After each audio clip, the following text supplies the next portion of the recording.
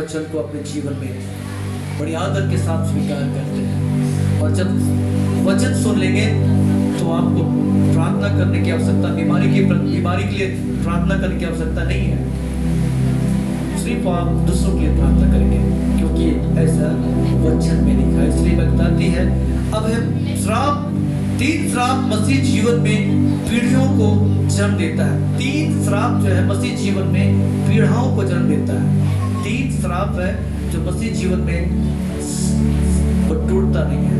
पहला श्राप है अनैतिक संबंध। आप निकालेंगे व्यवस्था विवरण उसका 27, 20 और 21 पद को। बहुत खतरनाक बात लिखी हुई है, बहुत खतरनाक बात लिखी हुई है कि 3 पीढ़ी के श्राप जो है हमारे संबंध जो है वो टूटता नहीं है।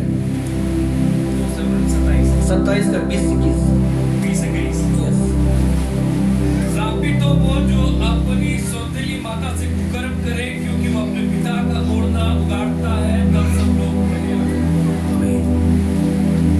आज बहुत सारे ऐसे लोग हैं जो रिश्ते को शर्मसार कर दिए, रिश्ते को शर्मसार कर दिए, इसलिए ऐसा श्राप टूटता नहीं है। बहुत सारे ऐसे लोग हैं जो अपनी माता के साथ, ये बेटी अपनी माँ के साथ, बेटी अपने पिता के साथ संबंध बनाती है। बहुत सारे लोग रिश्तेदार संबंध बनाते हैं, बहुत सारे ऐसे लोग हैं।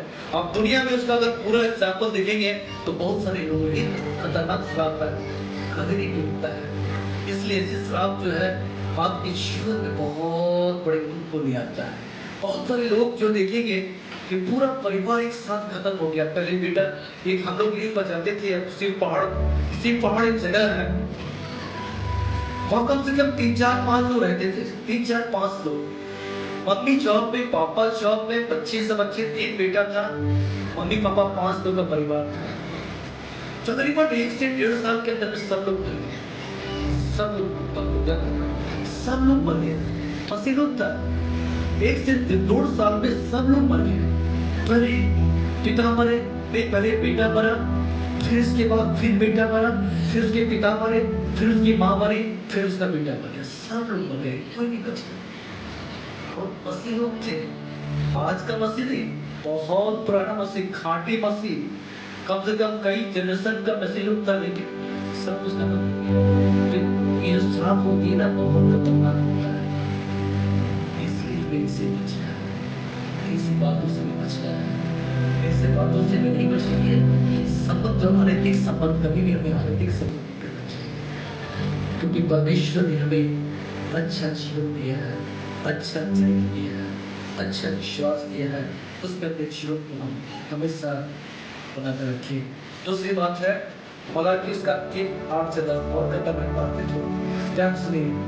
मलाकी 3:8 से 10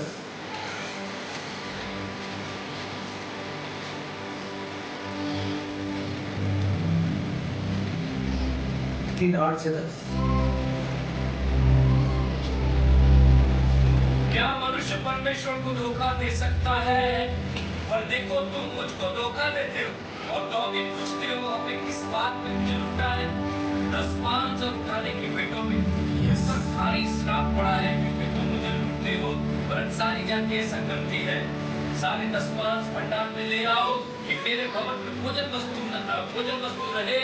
और सेनाओं का यहोवा यह कहता है कि ऐसा करके मुझे बरको कि मैं आकाश की चरों में तुम्हारे बोलकर तुम्हारे पराक्रम का सृष्टि वर्षा करता हूँ कि नहीं। हमें कितने लोग 10 पाँच देते हैं आपसे? कितने लोग दृश्य में ताकि पास्टर को छोड़ देते हैं? कितने लोग देते हैं? ईमानदारी से बोलिएगा। 3 से 4 लोग दिखाए हुए, 5 लोग दिखे हैं। बाइबल क्या कही? ये लोग कौन है? चोर और क्या है? चोर और धोखा देने वाले। ये बहुत खराब वचन है, ये एक श्राप है। आज हमारे जीवन में जो आश्चर्य आ रहे हैं, पीछे की कारण नहीं समझ पा रहे हैं। आप अगर 10 रुपए कमाते हैं उसमें 1 रुपया दीजिए। आप अगर 100 कमाते हैं 10 दीजिए। आप किसी पासवान को नहीं दे रहे, आप परमेश्वर को दे रहे हैं, क्योंकि परमेश्वर ऐसे करने वालों से बहुत प्रसन्न होता है। मैं भी अपने स्कूल जब चलती में ग्रोस मनी निकालता हूँ। ग्रोस मनी मतलब होता है कि आज अगर ₹1,000 कमाई होगा तो उसका अपने हमने क्या कितना हो गया 100 रुपये है 100 रुपये। अगर 1 लाख हुआ तो हमने 10,000 निकाल दिया, निकाल के हम सेवा कर जाते हैं। ये हमारे शुरू से एक बहुत बड़ी आशीष है और आज तक परमेश्वर कभी नहीं हुआ। हालेलुया। इसलिए परमेश्वर का परख के देखो, आकाश से धरती खुल जाएगी। अगर आप नहीं देना सीखिए तो आप दे।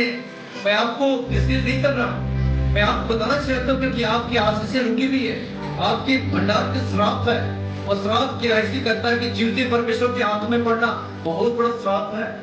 इसलिए अभी इससे बचना है तो हमें क्या करना है कि परमेश्वर के लिए देना, परमेश्वर को देना सीखना है।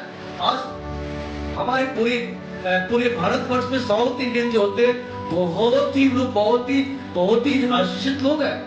वे लोग पूरी ईमानदारी के साथ परमेश्वर के प्रति ईमानदारी के साथ अपने भेंट को लेके आते हैं और उनके घर में किसी बात की कमी नहीं है। सारे बच्चे उनके जो बाहर पढ़ते हैं, सारे बच्चे शिक्षित लिटरेट हैं क्योंकि उसने परमेश्वर को देना सीखा है। इसलिए परमेश्वर को हमें देना है। इसलिए परमेश्वर को देते तो परमेश्वर की आशीष को अपने जीवन में प्राप्त करते हैं। एक वचन और पढ़ेंगे, आप वचन से कितना 105 और 15 को पढ़ेंगे। वचन 105-15।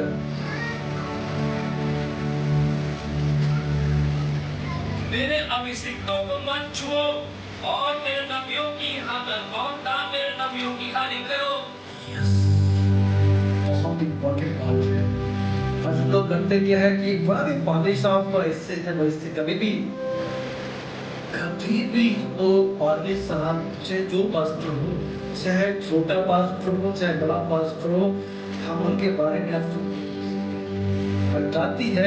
सबसे ज्यादा अगर लेखा लिया जाएगा तो हम जैसे पासवानों के लिए सबसे ज्यादा हमारे परमेश्वर को अपने हाथ में इकट्ठा कर रखा है। तो हमें जो है पासवानों के प्रति जो बहुत इज्जत करना है और ऐसा नहीं करते तो हमारे जीवन में श्राप आती है। तो परमेश्वर के हाथ में पड़ना बड़ा कारण है।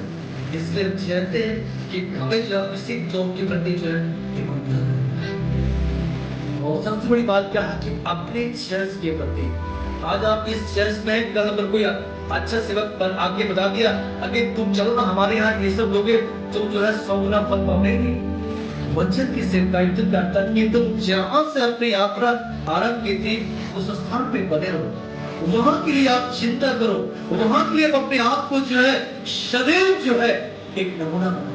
क्योंकि आपका एफर्ट जो होता है, आपका जो प्रार्थना होता है वो क्या होता है, एक मन हो जाता है। क्योंकि आप एक परिवार के लोग हैं। हम जितने यहाँ लोग बैठे हुए हैं एक परिवार के लोग हैं। भले हम जो है हैंडल है, हम जो है वो क्या है, हम सॉरेन है, हम जो है हसन है, लेकिन सब कुछ होने के बाद भी हम मसीह लोग हैं। आज हमारा एक ही टाइटल है, हम विश्वासी लोग हैं। और विश्वासी के पास में कोई हंसदा, कोई पुरबो, कोई वो नहीं होता, टुडू नहीं होता। यहाँ सिर्फ कौन होता है, मसीह होता है, विश्वासी लोग होता है। इसलिए विश्वासी का कर्तव्य होता है कि विश्वास में जो है वो हमेशा जो है एक दूसरे के भाई बहन रहे, एक दूसरे को सपोर्ट करे, एक दूसरों के लिए प्रार्थना करे, एक दूसरे के लिए रोए। जब अपने घर में जाते हैं तो आपको ऐसा लगता है कि फला परिवार आज चर्च में बहुत दुखी था, अब घर में जाए उनके लिए घुट पे बैठ के प्रार्थना कीजिए। पिता नहीं जानता कि बहन आज बहुत दुखी थी, आज उनके जीवन में कुछ समस्या रही होगी, उनके परिवार में समस्या रही होगी। अगर ऐसा करते हैं तो परमेश्वर आपकी प्रार्थना को इतना जल्दी सुनकर उनके जीवन में एक नई खुशी को लेता है। इसलिए हमें एक दूसरे को प्रार्थना में याद करना है, एक दूसरे को प्रार्थना में क्योंकि जो है इन बातों के द्वारा हमें इस बात को बताना चाहते हैं कि हमें जो है अभिषिक्तों के विरुद्ध बात नहीं करना है, हमें जो है दशमांश के प्रति ईमानदार रहना है, हमें जो है अनैतिक संबंध नहीं करना है और हमें जो है परमेश्वर की आज्ञा को मानते रहना है। अब निकाली के व्यवस्था ग्रंथ 15 और 4-5 को पढ़ें। व्यवस्था ग्रंथ 4-5 को